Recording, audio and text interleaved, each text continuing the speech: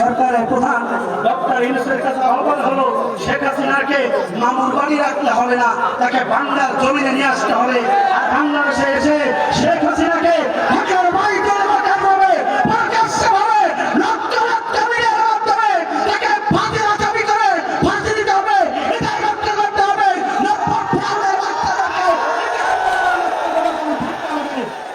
হাসিনার ফাঁসি দান করা করা আল্লাহকে রেখে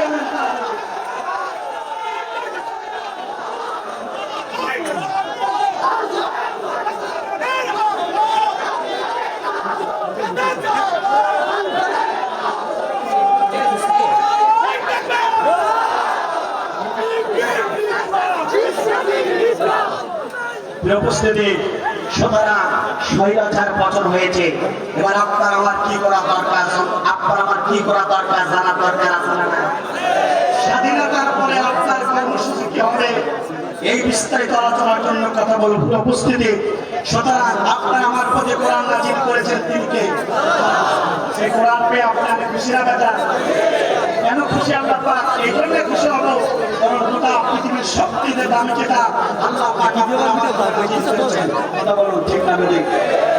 আমার বন্ধুরা তাহলে লক্ষ্য করুন, মহাগ্রন্থ আল কোরআনুল কারীমের ভিতরে আল্লাহ রাব্বুল আলামিন সুন্দর ভাষায় ঘোষণা করলেন, বান্দা শুনে রাখো, এই পৃথিবী থেকে ক্ষমতা পাওয়ার পরে খুশি হয়ে যায়, এই পৃথিবী থেকে লক্ষ লক্ষ টাকার মালিক হয়ে তারা খুশি হয়ে যায়, এই পৃথিবীতে কেউ গাড়ি বাড়ির মালিক হয়ে খুশি হয়ে যায়। কিন্তু আল্লাহ রাব্বুল আলামিন বললেন, বান্দা শুনে রাখো, আমার পক্ষ থেকে যে কোরআন আসলো, এই কোরআন পেয়ে তোমরা আল্লাহর প্রতি খুশি হয়ে যাবে। কথা বলুন, ঠিক না বেঠিক? এটা আমার কথা, মহাগ্রন্থ আল কোরআনুল কারীমের কথা আল্লাহ পাক বলেন, কুল বিফাদলিল্লাহি ওয়া বিরহমাতিহি ফাবিযালিকা ফালইফরাহু হুয়া খায়রুম মিম্মা ইয়াজমাউন।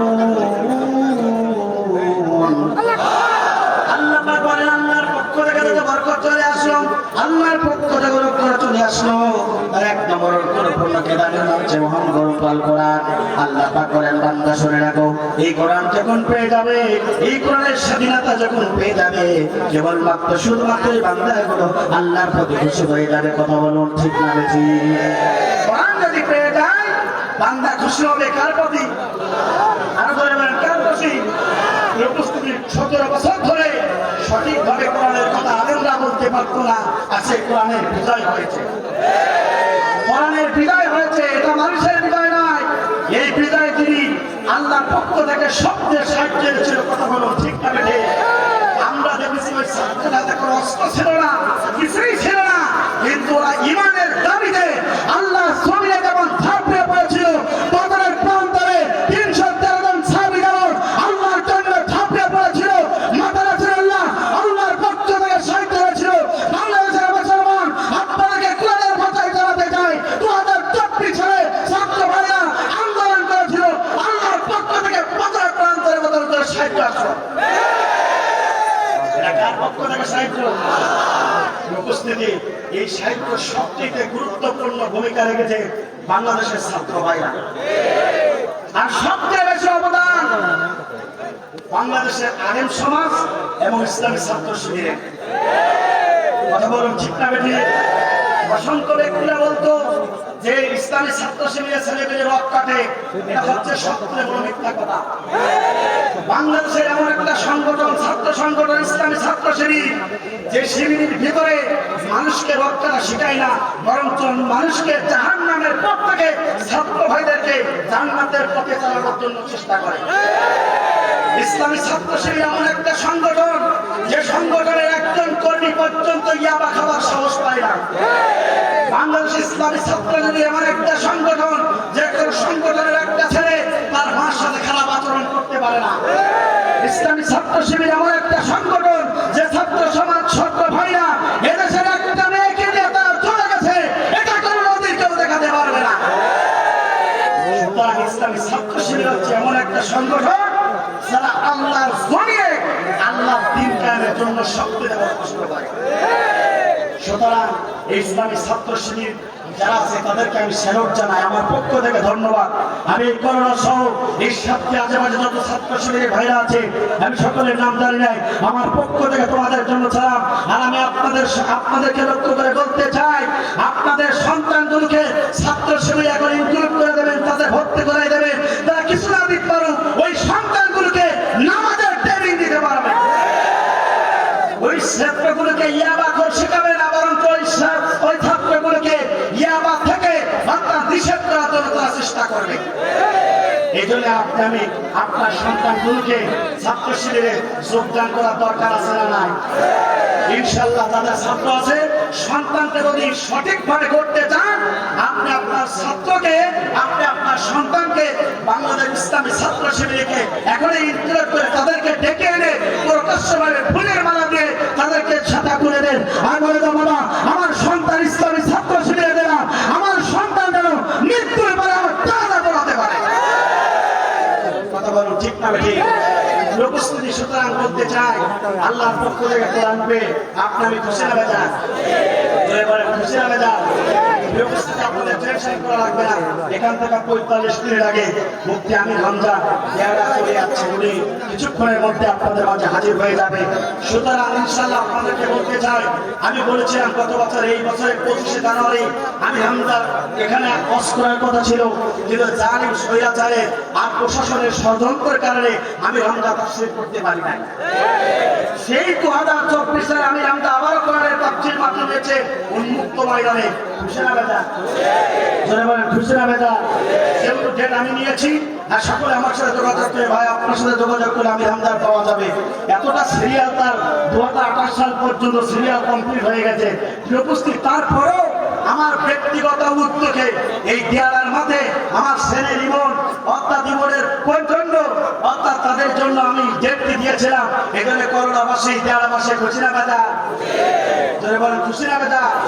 আপনাদেরকে আবারও লক্ষ্য করে বলতে চাই, ইনশাআল্লাহ আমি গত মাসে মালয়েশিয়া গিয়েছিলাম একটি ইসলামিক কনফারেন্সে, সেখানে আদারি ভাইয়ের সাথে আমরা একসাথে অর্থাৎ বৈঠক করেছি।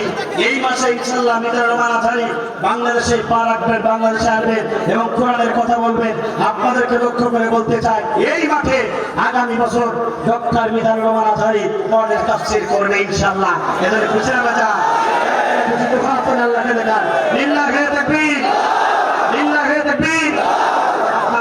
তাহলে আমরা খুশি কার প্রতি? জোরে বলেন কার প্রতি? উপস্থিতি সুতরাং বিদায় হওয়ার পরে 1 নম্বর দায়িত্ব এবং কর্তব্য আমার হলো আল্লাহর জমিনে আল্লাহর দ্বীন প্রতিষ্ঠার জন্য কাজ করা লাগবে। কথা বলুন ঠিক না? এই কথা আমার আল্লাহ আমার বন্ধুরা তাহলে লক্ষ্য করুন, আপনার আমার লক্ষ্য হচ্ছে এখন বর্তমানে 1 নম্বর লক্ষ্য নিয়ে আপনাকে আমাকে এই সমাজে চলতে হবে।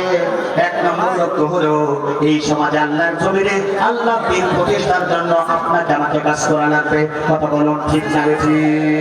এই কাজ করেছিল নূহ আলাইহিস সালাতু ওয়াস সালাম, এই কাজ করেছিল মুসলিম জাতির পিতা ইব্রাহিম আলাইহিস সালাতু ওয়াস সালাম, এই কাজ করেছিল আমার মতো লক্ষ্য করেন মুসা আলাইহিস সালাতু ওয়াস সালাম। শুধু যখন নবী এবং রাসূলের ছিল, সমস্ত নবী এবং রাসূলগণ তারা আল্লাহর জমিনে কালেমা প্রতিষ্ঠার জন্য, ইসলাম প্রতিষ্ঠার জন্য, আল্লাহর দ্বীন প্রতিষ্ঠার জন্য তারা কাজ করেছিল। বিশ্বনবী বিনা রক্তপাতে মক্কাবাসী যখন মক্কা জয় হয়ে গেল, 10টি বছর ধরে কোরআনের দাওয়াতে কাজ করার পরে ইসলাম প্রতিষ্ঠা হয়ে গেল।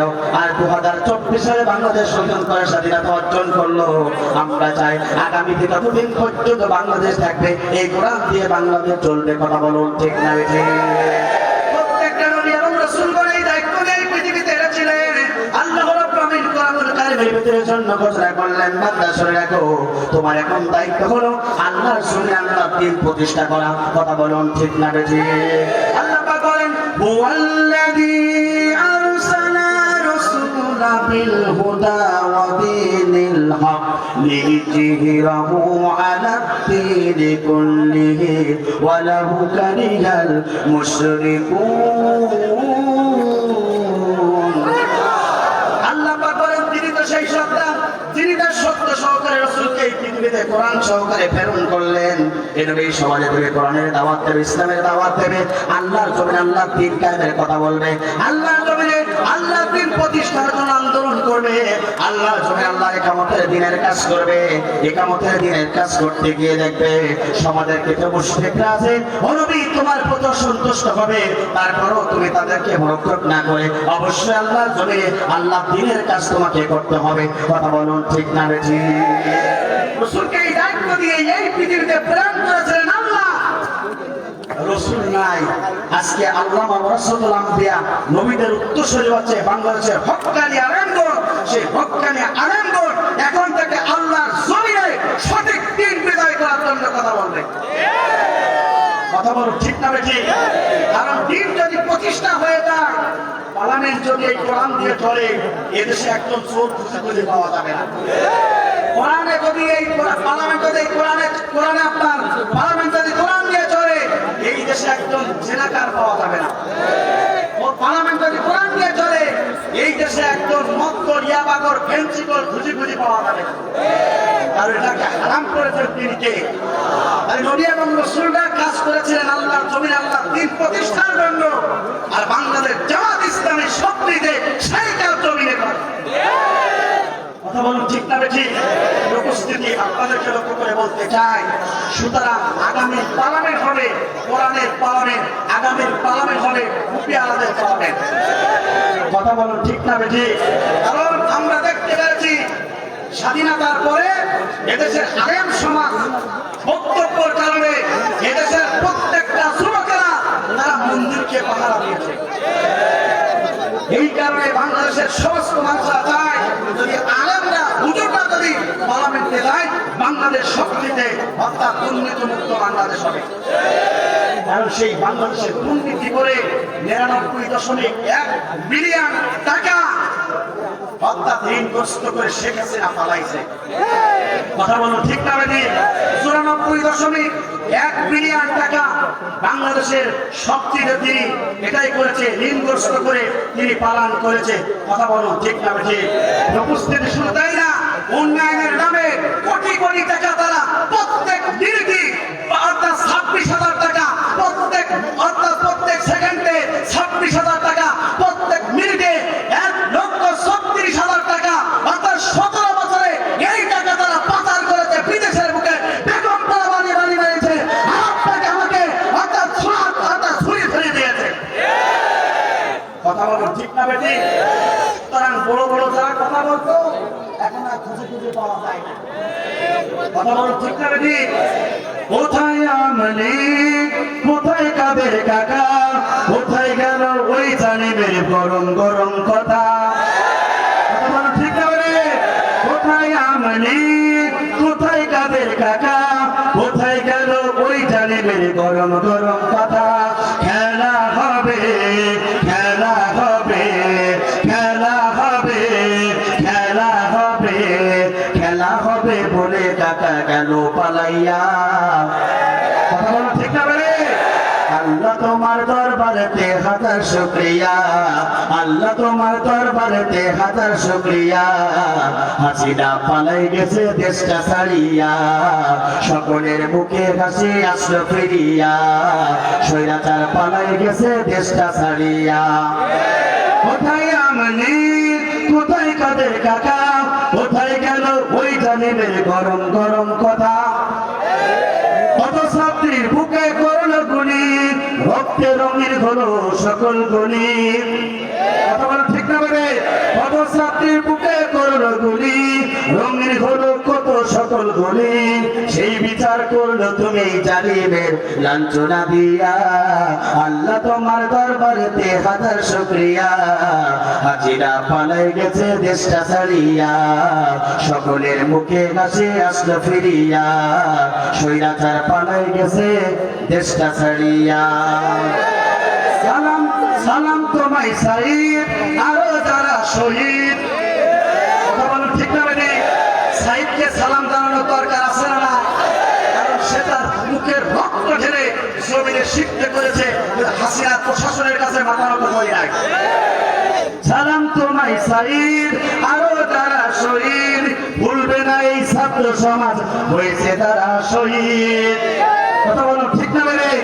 সালাম তোমায় সাইদ, আরো যারা শহীদ, ভুলবে না এই ছাত্র সমাজ হয়েছে যারা শহীদ পরপারে রেখো তাদের পরপারে রেখো তাদের নাজনে মতিয়া আল্লাহ তোমার দরবারেতে হাজার শুকরিয়া হাসিনা পালাই গেছে দেশটা ছাড়িয়া সকলের মুখে হাসি আসলো ফিরিয়া স্বৈরাচার পালাই গেছে দেশটা ছাড়িয়া কথা বলুন ঠিক না বেঠিক আমার বন্ধুরা তাহলে লক্ষ্য করুন আপনার আমার লক্ষ্য হবে এখন থেকে যার কারণে বাংলাদেশের জামাত ইসলামের সম্মানিত আমার সাহেব ডক্টর শফিকুর রহমান তিনি মুখে ঘোষণা করলেন যে এই বাংলাদেশকে ইসলামের জন্য বাংলাদেশ করতে হবে কোরআনের বাংলাদেশ করতে গেলে আপনাকে আমাকে এই কোরআন বিজয়ের দলে থাকতে হবে কথা বলুন ঠিক না বেঠিক আমার বন্ধুরা জীবন ব্যবস্থা এই সমাজে আল্লাহর দিন বিজয় লাভ করার জন্য আপনাকে আমাকে এখন থেকে কাজ করা লাগবে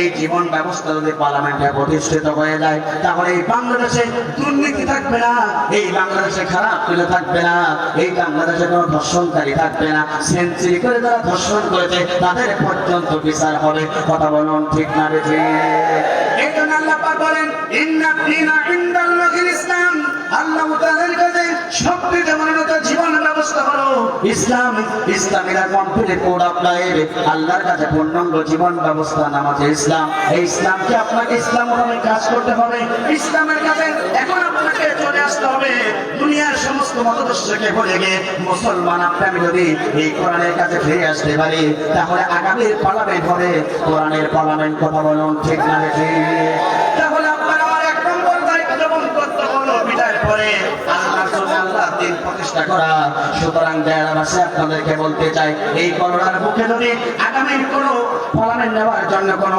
ইসলাম পন্থীরা যদি আসে তাহলে তাদের পক্ষে আপনার আমার থাকার দরকার আছে না নাই যদি বলেন আছে না নাই যদি তাদের মাধ্যমে যদি দিন প্রতিষ্ঠা হয়ে যায় এই বাংলাদেশের কোন মানুষ না খেয়ে মারা যাবে না এই বাংলাদেশের কোন মানুষ বিচারের জন্য কাজ করায় অর্থাৎ তাদেরকে জুলুম করবে না নির্যাতন করবে না যারা এই দুনিয়াতে জীবন ব্যবস্থা মেনেছিল আল্লাহ পাক তাদের প্রতি আল্লাহর পক্ষ থেকে রহমত নাজিল হয়েছিল কথা বলুন ঠিক না বেঠিক তিনি আর প্রমাণ করেন অত্যাচারের প্রেসিডেন্ট ওমর রাদিয়াল্লাহু তাআলা সকলেই জানে দিন প্রতিষ্ঠা হলে বাংলাদেশটা কেমন হবে একটু লক্ষ্য করুন ওয়াদ্দ জাহানের প্রেসিডেন্ট ওমর রাদিয়াল্লাহু তাআলা একদিন সালাতুল ইশার নামাজ পড়লেন নামাজ আদায় করার পরে সাই নামাজে বসে তিনি চিন্তা করলেন আমি তো ওয়াদ্দ জাহানের প্রেসিডেন্ট আমি ওমর যদি এখনই যদি চায় নামাজ থেকে খেয়ে যদি ঘুমাই যায় আর আমার দেশের কোনো মানুষ যদি না খেয়ে মেরে যায় আর এই না খাওয়া মানুষ যদি মারা যায় আর ওই ব্যক্তি যদি আল্লাহর আদালতে আমি প্রধানমন্ত্রী আমি সবচেয়ে এই দেশের প্রধান আল্লাহর আদালত যদি ওমরের বিরুদ্ধে যদি মামলা দায়ের করে আমি ওমর জাহান্নাম ছাড়া জান্নাত পাবো না কথা বলুন ঠিক না বেঠিক ওয়াদ্দ জাহানের প্রেসিডেন্ট ওমর রাদিয়াল্লাহু তাআলা মনের ভিতরে ভয় ঢুকে গেল তিনি চায় নামাজ সমাপ্ত করে এবার রাতের গভীরে তিনি বেরিয়ে গেলেন অর্থাৎ দেশের ভিতরে ঘুরতে ঘুরতে তিনি দেখলেন একটি পরিবারের কাছে বড় একটি পরিবার নয় ছোট একটি পরিবার দেখলেন সেই বাড়িতে রাতের গভীরে আলো জ্বলে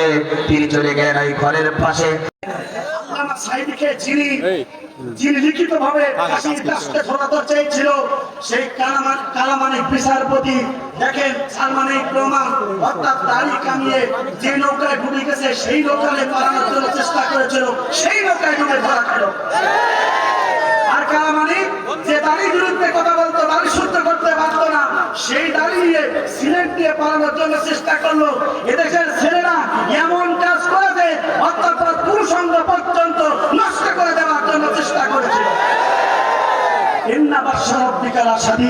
আল্লাহ পাক যেদিন ধরবে দুনিয়ার কেউ সেদিনকে রাখতে পারবে না সুতরাং আমাদের সরকার